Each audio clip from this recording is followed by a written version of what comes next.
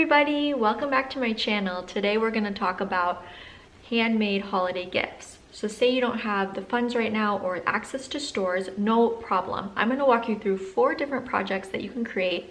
You probably have so many of the materials in your house right now that you can create 4 beautiful projects to give. So I'm going to walk you through those projects right now. So let's get started. Our first project today is going to be a pet portrait. So you may be thinking, I don't know how to draw, I don't know how to paint. Well, I'm going to show you what you can do to create something very beautiful. What you want to do to start is get a picture, whether it be one that you already have, or say you don't have one, maybe go on Pinterest and find one that is similar looking to the pet that you're trying to paint and use that as a reference. So what you want to do is put it in Photoshop or Paint, resize it to whatever canvas or paper size that you're using. We're going to be using a 5x7, so you can be using also an 8x10 if you want yours a little bit bigger. And then we're going to print it out and use it to trace. So let's get started. So this is what I've done here, where I've taken a picture of the pet and I put it in Photoshop on a 5x7 and I'm resizing it. I'm going to print it out on an 8x10, cut it out. You can use scissors. Also, one tip, if your picture has a very busy background or a dark background, it's going to make it harder for you to trace the outline of the animal. So what you want to do in Photoshop is either get rid of the background, lighten it, just so that, again, when you go back to trace, it's a lot easier for you to see the outline of your animal. Now that you have your paper, make sure that, you cut it to size. And I'm going to be using watercolor paper that is 5x7. This is Legion paper, or you could be using a Strathmore. That's good as well. It's a cold press, so you can see it has more texture to it. You just want to use, if you have cardstock, you could use it, but you have to be a lot lighter on the water that you use because it will just ripple and it won't turn out well. So try to use watercolor paper. Now what you want to do is, on my piece, it's a little bit light in certain areas. So what I want to do is I want to take a pen that's darker and I want to outline it. That way when I put it up against the window, I can easily see the outline.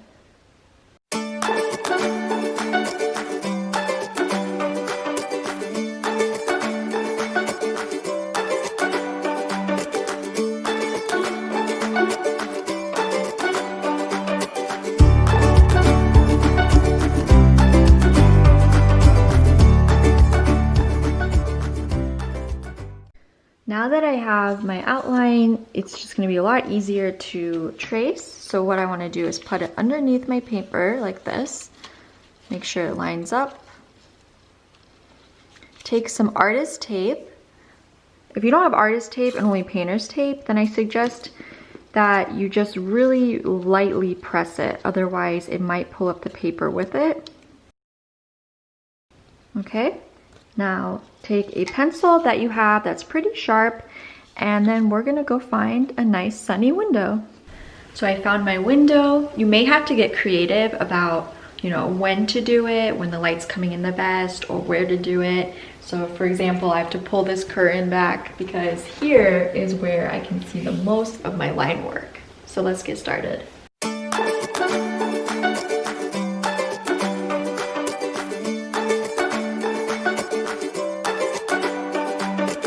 I finished my outline, so now next step is painting. Now I have my portrait traced, and so what I'm going to do next is I'm just going to grab some of my palettes. I have a few different ones. I'm sure you have some watercolor around the house, and I'm going to start painting. So I'm going to use some artistic creativity here, and I'm actually going to make a pink cockatoo as opposed to white. And you guys, if you want yours more realistic, you can go by your picture or you can get creative with it. And I'm going to be using probably 3 different brushes here. Round brushes, you can stick to one if you want, but I like to have 3 different sizes just for versatility and coverage. So this I use for more of a detailed brush. These are all round brushes. So if you only have one brush, don't worry about it.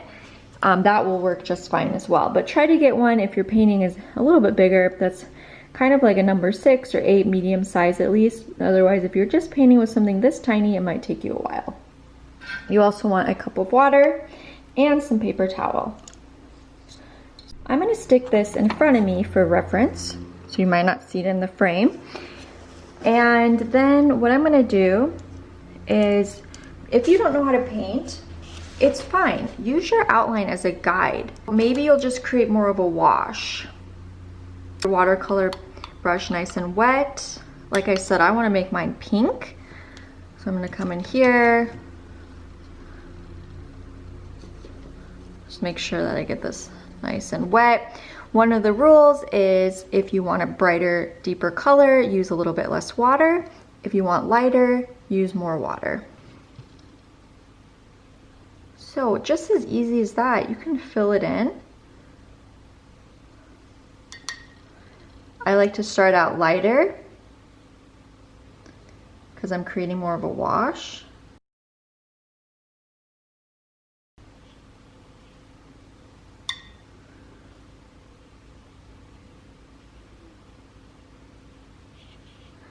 I'm actually painting over my outline.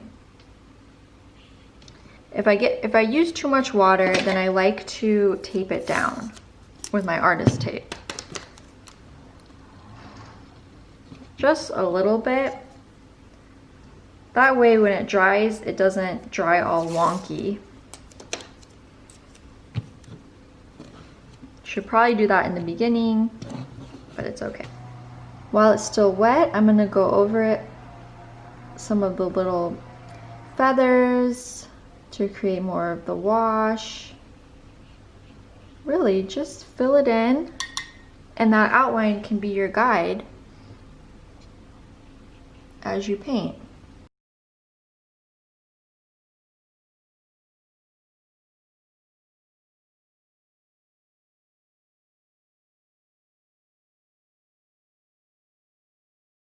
Now that you've completed your portrait, just let it dry a little bit, and then you can take the tape off and it's ready to gift. Now you have this lovely portrait that you can gift, and you can put in a sleeve, you can frame it, whatever you'd like. But it's just a special gift that you can give a loved one or friend that will remind them of their favorite pet.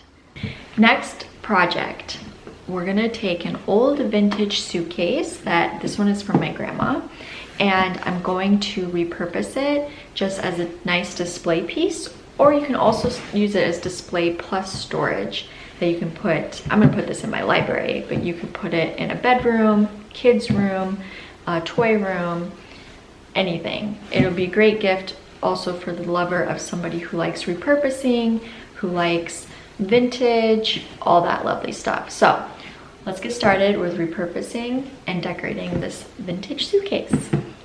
So to repurpose, what we want to do is first create a priming layer. So I use acrylic paint. I'm going to be using a white acrylic paint and a brush. And first what I'm going to do is I cleaned this just to make sure that I got off any dirt or dust so that the paint would stick to it better. So now what I want to do is I just want to layer. I'm probably going to do 2 or 3 layers of this white paint. And you want to prime it first. That way the layers that you put over it when you make your design, it'll have like a nice neutral base, but the paint will stick better. And I suggest also after we do the project that you seal it with a Krylon, like clear sealant. Now I'm just gonna let the layer dry in between. So this color I'm using again is this white acrylic. It's like a bear paint. You can use like a craft acrylic paint that you have, but just really any kind of acrylic paint you can use. You just have to layer it several times just to get an even layer. Now that you have all the layers dried, it's time to paint. And if you don't have a pattern in mind, because you can paint from your head or you can paint from a picture that you have, but if you don't have any idea, go on Pinterest. There's so many ideas there. And then now you have to gather your acrylic paint. So you can gather whatever colors you want to create your design and start putting them on your palette. And if you don't have a disposable palette, use a paper plate.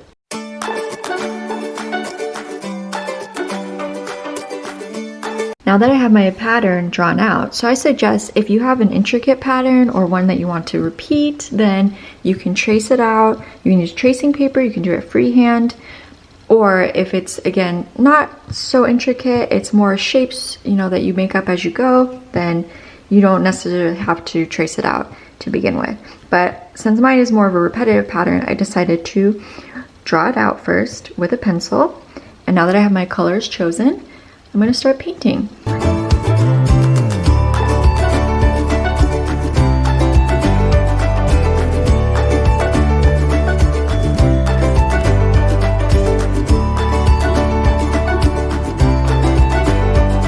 Now you have this beautiful repurposed suitcase, and it's great for anybody who loves vintage, or you can actually use a pattern or image that will, you know, apply to whoever you're gifting, so you can really customize it. And I suggest that after it's completely dry, if you have a clear sealant or something, it'll help have a lasting quality. The acrylic isn't going to wash off, but again, for it to last even longer, you can put a clear sealant on it.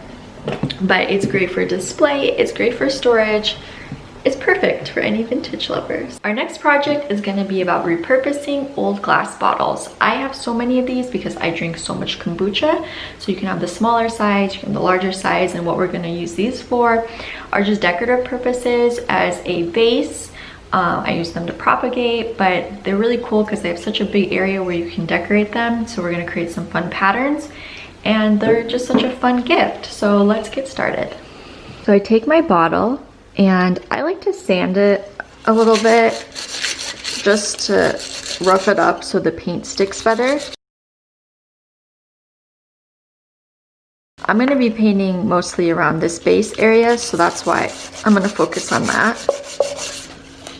This helps it just have some grit so that the paint sticks better. So now that I scuffed it up, I marked off the area because I want to paint between here and here, so that way I don't go over it. And then I also put some on the bottom here.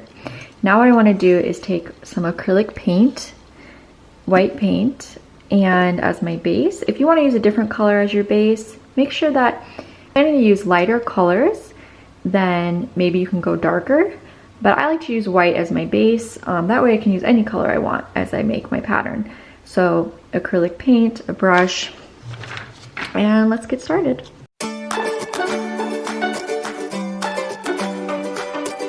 While you wait for it to dry, you can either use a watercolor palette or a pencil or something to sketch out like an abstract design that you want, or you can go on Pinterest and get ideas from there as well.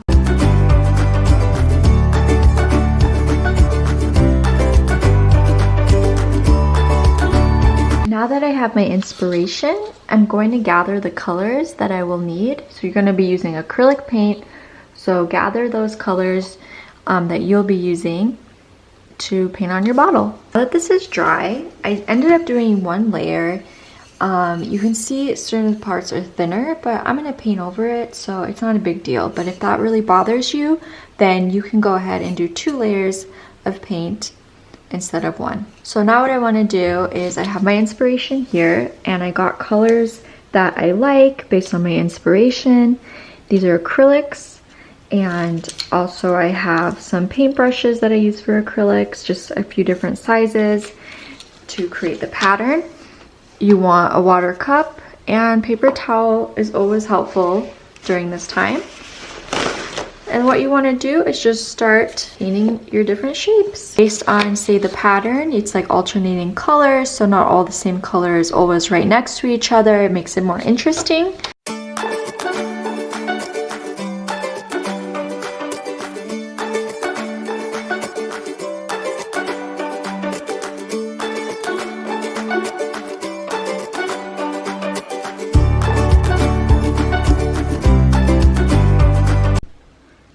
Now it's all dry, you can take out the tape and you have a beautiful vase. Last project is an abstract floral painting. So for inspiration, I'm going to use my bougainvillea in my yard. You can use something from your yard, garden. It's more the idea of painting from life. So if you have flowers in your garden, or if you want to go and grab some from the grocery store, you can do that as well. Or if you want to paint a plant, you can do that. It's all about, again, painting from life, having fun, and it's also more of the abstract washy element. So it's going to become a beautiful painting, and I'll give you some tips, so follow me. So let's talk about the paper or board that you'll be using. This can be really, open-ended, because all you really want is to make sure that whatever you use, it has a good sturdy enough balance to it. That way the paper doesn't buckle or it doesn't, go all mushy because you're using watercolors. So this is a multimedia 11x14 art board that you can get from like any art store, Jerry's Artorama. This brand is Soho brand. Or you can use a large watercolor paper. It doesn't have to be this big, but being an abstract painting we're gonna do, I thought like painting larger, you'll have more room to like work your arm and create nice strokes. So this board here is an art board. If you don't have an art board, no worries. You can use a really big piece of cardboard and use clips to clip it, whether it's a clothespin or anything. Or if you don't have cardboard, maybe you have foam board or something as the backing, so you don't have to go out and buy an art board. If you are painting from life, say from a bush or something that's outside that you can't move, the time probably around 4 or 5 is a good time if it isn't too dark where you live. It's just nice lighting and it's not too harsh with the sun. But if you're painting from life with like a bouquet of flowers or something like that that you can have indoors, then you basically can paint it any time of the day. So I've set up my little space here. I have my watercolor paint, so get any kind of watercolor paint that you have. Make sure that you have large brushes, especially if you're painting larger, because your shapes can turn out much nicer. You just have more of a range. And then you want to make sure you have your water cup and just whatever inspiration you have. So for me, it's going to be my bougainvillea right here. Another close-up of my inspiration, so you can have an idea of what I'm looking at as I'm painting. So a few tips going into it, especially if you've never painted before. Painting abstract, I always tell people that it's more about the feeling than what you actually see. So what you feel that you see or think that you see is like always best. Think less about what you're doing, because then a lot of times you end up with a cooler picture. When you overthink, a lot of times you just don't get anywhere. Don't overthink it, have fun with it. Use, colors that blend well together in color families. For this, I'm going to be using pinks and greens, but it's going to be, again, more abstract, more loose. Use your water. Just really have fun with it, because as soon as you frame it, you'll see that it'll all tie itself together. So have fun with it.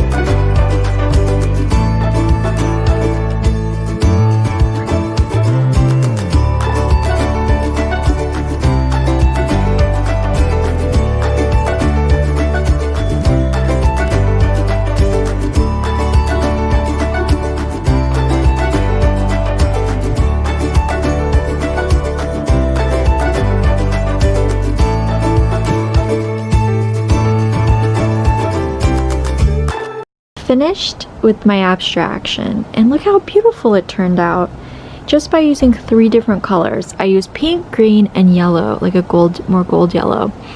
I used a flat brush for the green shapes here to create long lines and thick lines, especially right here. You can see how it separated the bristles there. For this line work here with the pinks, I used a larger round brush, which I have here. This is a number 30 Polar Flow. And then for the yellow, I just used a smaller round tip brush. You can create something beautiful like this, and once you frame it, again, it'll just turn into a masterpiece and it'll be a beautiful gift.